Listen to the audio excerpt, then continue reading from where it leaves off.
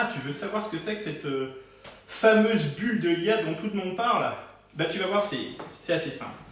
Regarde ce ballon, tu vois. Ça là, ça c'est la valorisation des IA Labs, alors même qu'ils n'ont pas de revenus, qu'il n'y a rien de tangible, qu'il n'y a rien de concret. Ça c'est tous les data centers qu'on fabrique à grands coups de milliards de dollars dans tous les sens. Et puis, ça, c'est les problématiques d'investissement circulaire. C'est des acteurs qui travaillent en circuit fermé, entre eux. Et puis enfin, ça, c'est tout le monde qui investit sur tout ce qui parle de l'IA.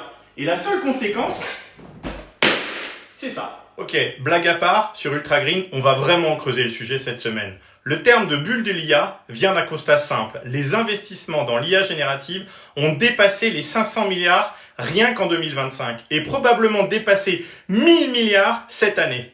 Mais très peu d'entreprises sont réellement rentables et les coûts d'usage explosent. 1. Des valorisations de startups qui n'ont parfois aucun revenu.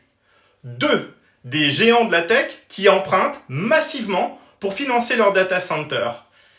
Et enfin, 3. Une dépendance à Nvidia qui commence à faire flipper même les analystes les plus optimistes.